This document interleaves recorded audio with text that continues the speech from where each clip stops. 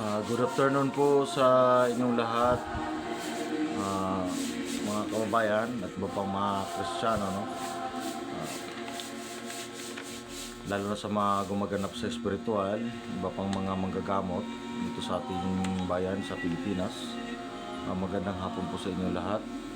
At ganoon din naman sa lahat ng mga Katoliko at iba pa mga relihiyon, mga kamuslima, no? Naniniwala sa espiritual, sa ganitong kaalaman, no? At lalo na sa mga taong may hawak ng mga karunungan o lihim na karunungan. Lagi po natin tandaan, ang Biblia ay hayag na karunungan. Ang ibang kabila ay lihim na karunungan. Lagi po natin tatandaan at alam po ng mga ibang manggagamot yan at ibang maghanap sa spiritual. No? Ako po, nag-ano po ako sa Facebook upang po maging alerto ang lahat, maging aware ang lahat, no? Ang pagbibisyon po o pagpredict, ito po yan, paliwanag ko lang sa inyo, no? Pwede pong makounter yan, pwede mahadlangan. Pwede pong mahadlangan. Wala lang nagturo dito eh. Sa mga ibang nagbibisyon, no? Hindi ko na-mention yung pangalan na mahilig magbisyon, no? Ang totoo po niya nakakounter po yan. Paano po? Sa panalangin, pagdasal. May namamagitan sa panalangin. Meron po akong kasama dito na pag nabisyon namin, na-predict namin na malala talaga ang mangyayari, marami na mamatay. Isang linggo po yun. Talagang todo panalangin na mamagitan sa talaga. Dasal sa Diyos Ama, Diyos Anak, Diyos Espiritu Santo nawawag. Hindi talaga nangyayari. Hindi mangyayari pero mamumumunti ka na mangyayari na agapan lang. Mga ganun po ang tema. Tandaan niyo po yan, walang ibang makapangyarihan kundi ang Diyos. Tayo mga tao, ang kapangyarihan natin manalangin. Magdasal po. Okay? Ito po, vision po ito sa Cebu.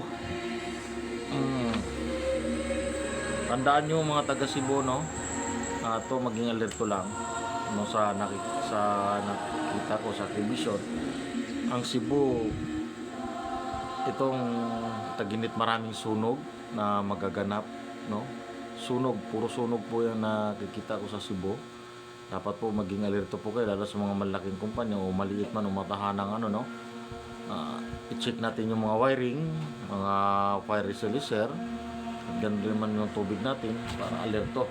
At huwag matulog ng sobrang sarado. Pagka nasunog na hindi na makalabas, so ganun. Marami pong nangyari dito sa NCR yan, no?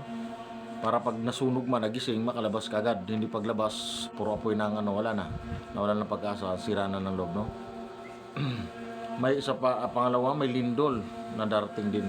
Pagyanig ng lupa sa Cebu. To hindi naman ganong kalakasan, no? Pagyanig po ang nakita namin dito. Alerto lang din kasi hindi natin masabi na baka mamaya may mga bagay na bumagsak na matitigas sa ating ulo. Po alerto. Lalo na tira ka sa puno ng maraming nyug. Pag nalaglag yung bunga ng nyug, mahulugan ng ulo, mahirap din yun. At ganoon din naman sa mga tahanang malalaki at building na Ano po, no?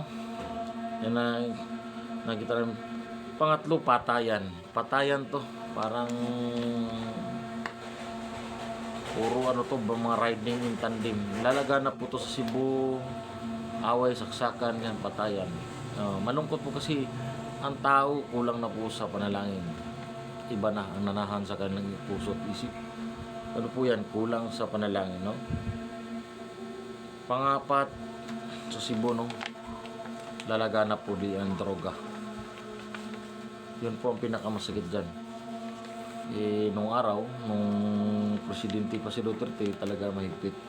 Ngayon, kung masabi, panglima, holdapan. Lalaganap sa Cebu. Mag-ingat po tayo. Huwag po tayo magdala ng yun namang may pera naman. Hindi kailangan natin magpagarbo.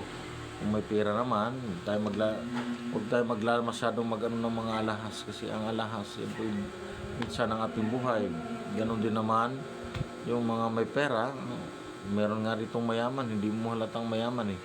Dahil sa panonood lang. Diba? Ibang tingin sa atin ng tawag lang tayo mamatay. Ganon din naman po yung iba rito. Ang pananami talaga, makikita mo. Hindi mayaman. Meron namang iba, hindi mayaman pero matitindi ang pananamit. Kala mo mayaman. Yan po, maging simple lang ang kasuotan dapat, no?